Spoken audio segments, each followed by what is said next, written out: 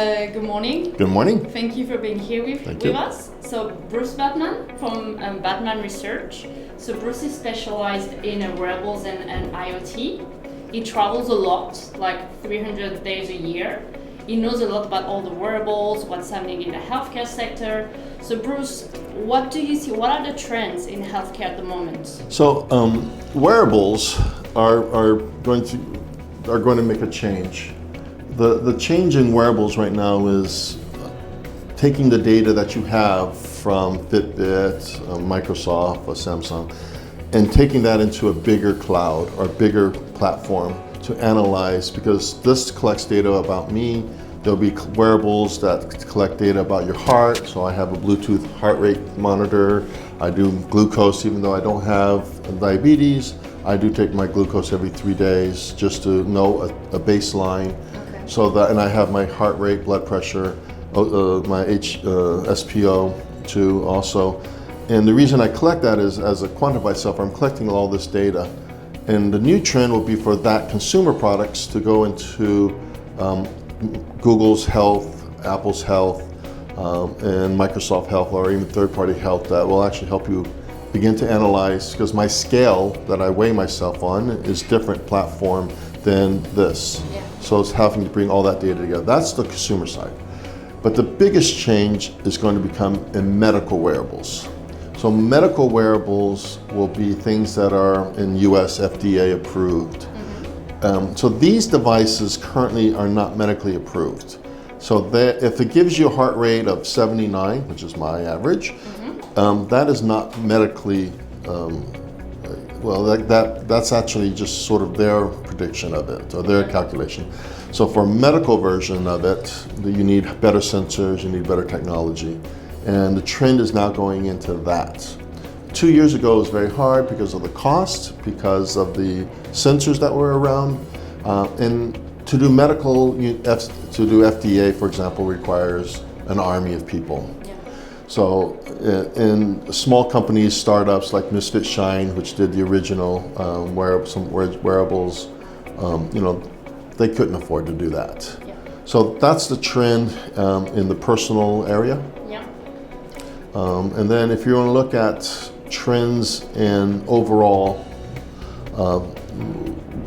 I guess, wearable technology, we're beginning to start to see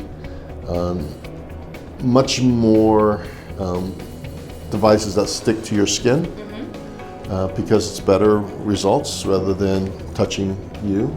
So it's devices that stick to your skin that are not patches. They're actually full devices that stick to your skin. That's coming already. Next will be, and some companies, 2 companies have begun to do patches. So we'll start to see some patches.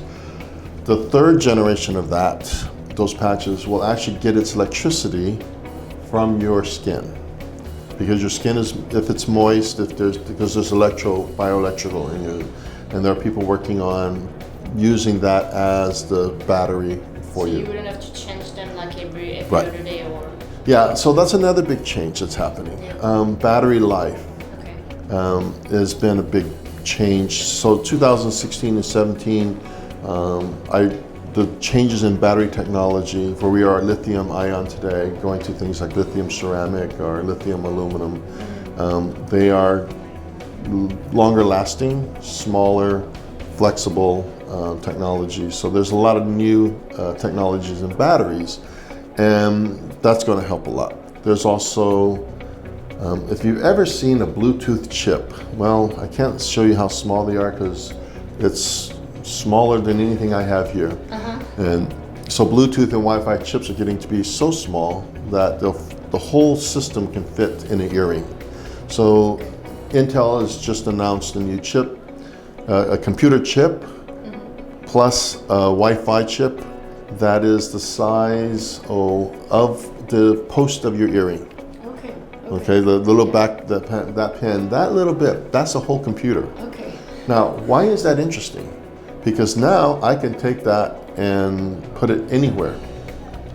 I don't have to. And so that's kind of where we see in the next 2 to 3 years. Okay. So if you want to talk about 10 years, we can. But maybe before Okay. in there, so you were saying that you like monitor monitoring yourself, you're checking your vitals. What, as a consumer, what do you do with the information? Are you adapting your way of living, your way of eating, your way of sleeping based on those information you're collecting? Yeah, actually, there are two kinds of people. Those who are very strict and say, oh, I have to change, and they will change. Personally, I don't dramatically change. I see, for example, if my blood glucose is a little high, I'll eat less bread. Okay. So it's about what I do that day. And I'll say, oh, I see my blood pressure is a little high. I might want to sleep a little, rest a little longer. I may want to change my itinerary. I might, want to change a little bit. Instead of working on an airplane, I might sleep. Okay, so I don't think I make dramatic. I have to change. Yeah. I make slow changes to my life. It kind of gives you some guidelines. Yeah, because I can see where my heart rate has been. I can see what my weight has been. Since I travel so much, I don't have a routine. I can't say I go to this, eat this food every day. So, but I see small changes in my life. Now, the next thing is I do carry it on a USB stick. So should I ever go to a doctor somewhere in the world, I can give him that USB stick and say, this is my life. Now, my 79 average heart rate and I'm not going to tell you my blood pressure, in my blood pressure, you can see trending for the 3 years. When you take it, you can see how much it's gone up. Okay. All right, because the doctor doesn't know me. Yeah. The doctor's not going to be my doctor for the last 10 years. Exactly. And even if you're in an emergency, a very good friend of mine had his own doctor in his hometown. He actually had he's a very, very rich man. He had the doctor on retainer. Anytime he was sick, the doctor would come to his house, everything. He ended up going on a business trip, got sick and died. His doctor was not there. His doctor was at home. Yeah, exactly. So his doctor all that knowledge that his doctor had about him was useless because no one had called his doctor. So, and to get the information.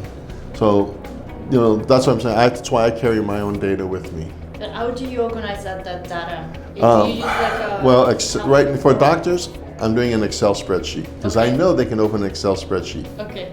Okay. For me, I'm going to different services and even my own. I've developed some of my own stuff for myself, not for commercial use, but to analyze trends in my life. Okay. Now, the new thing that is coming is the ability to use the special infrared lighting to try to understand the value of food. You're seeing 2 or 3 companies now who have begun to do this. Because the one thing I have most trouble with is how many calories am I taking in?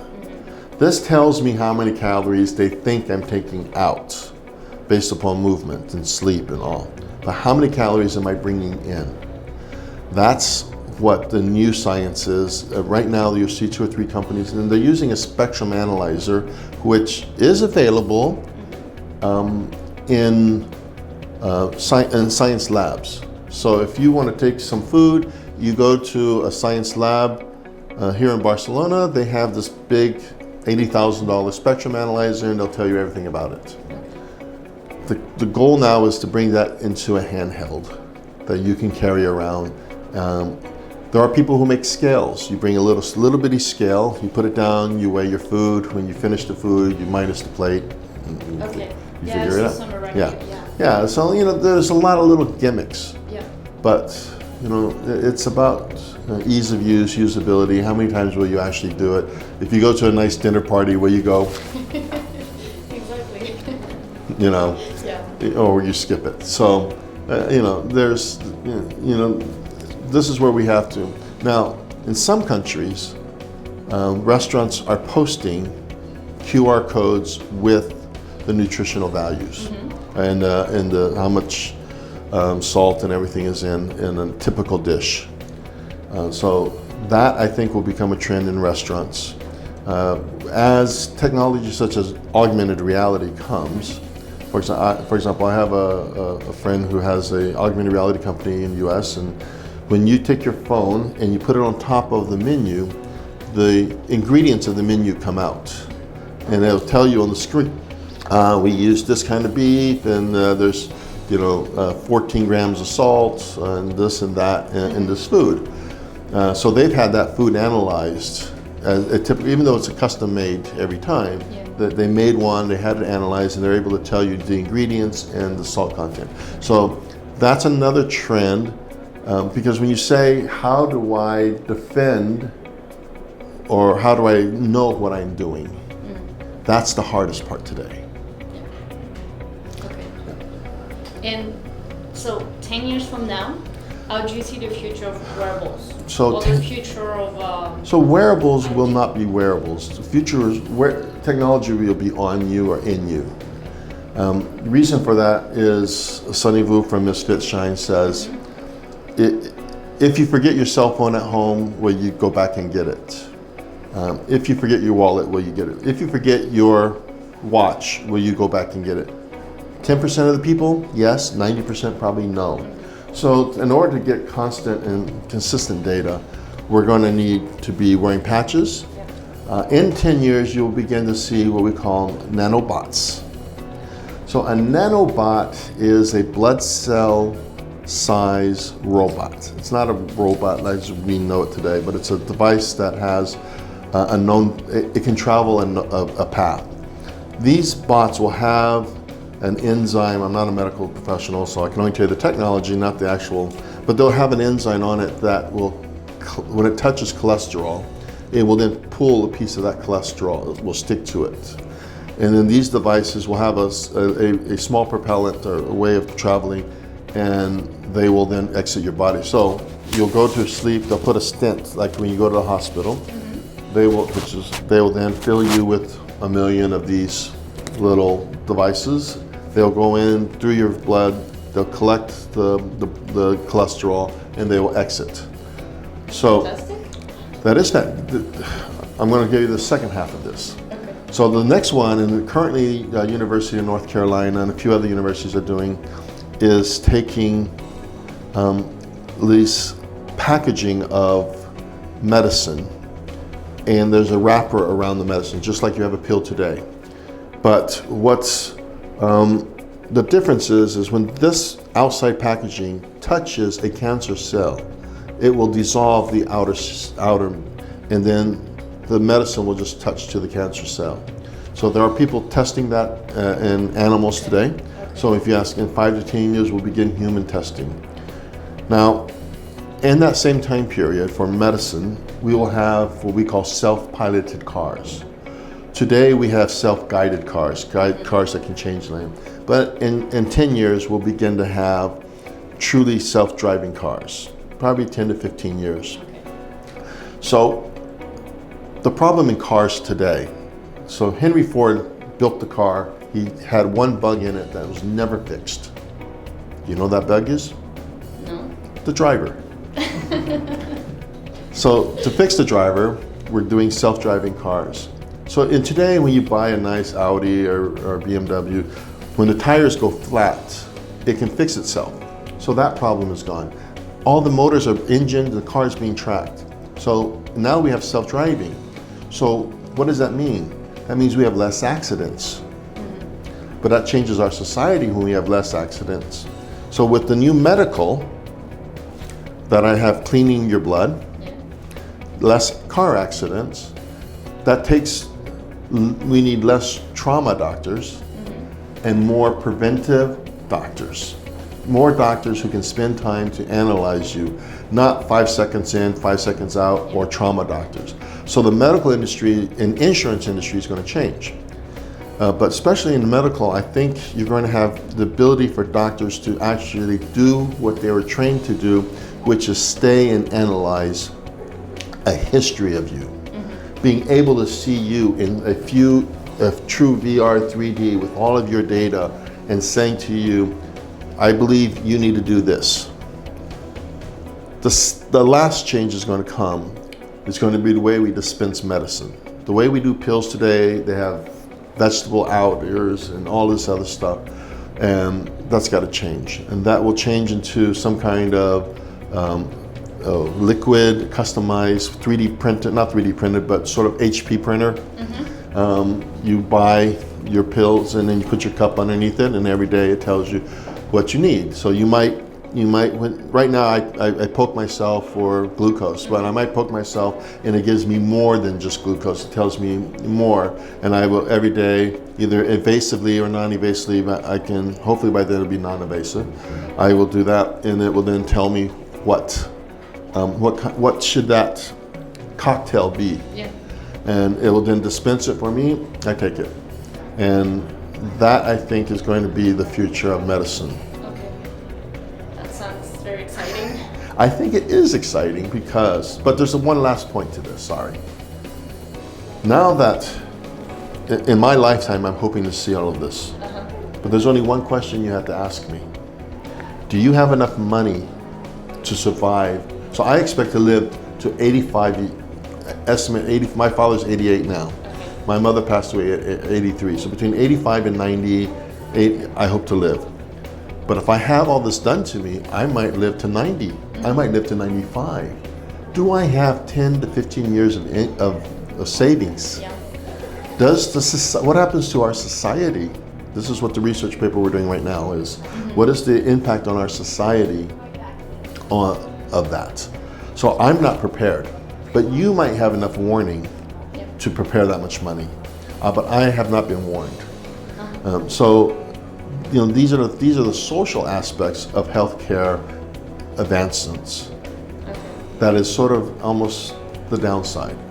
Now, the one thing I haven't talked about, which is where I hope the most research is being done, is so I can give you an exoskeleton to walk. I can give you a self-driving car to drive around. I can give you moving chairs. What I need now is the brain. So after I finish this paper, my next work will be on researching what advances are coming in brain improvements. Okay. That is the one thing I need the most. We want to hear about that. Next time. Okay. Thank you. So Bruce, maybe a last word. So you're going to be at the Mobile World Capital Shanghai in June. Can you tell us 2 words Sure. about that? Yeah, so in June 28th to July 1 is the Mobile World Congress Shanghai. It's the same event that we have here in Barcelona, but it's actually in Asia, more Asia focused. It's about 70,000 people will be there. It's a very, very large event. And the nice thing is you get to see what's happening in healthcare. There's a healthcare program there. Okay. Last year it was about elderly care and talking about retirement villages and how to build, what needs to be built to do a retirement village. The technology, what kind of robots, etc. So that was talked about last year. This year we'll see what the agenda, we're still working on the agenda, but I'm very excited that there will be, and I welcome everybody to come. It's a little bit warm that time, but so you don't have to wear a suit. But it's a fun time in Shanghai. Shanghai is a great city to visit. Okay, well, see you in Shanghai. See you in Shanghai. Thank you very much, Bruce. Thank you. Bye. Bye-bye.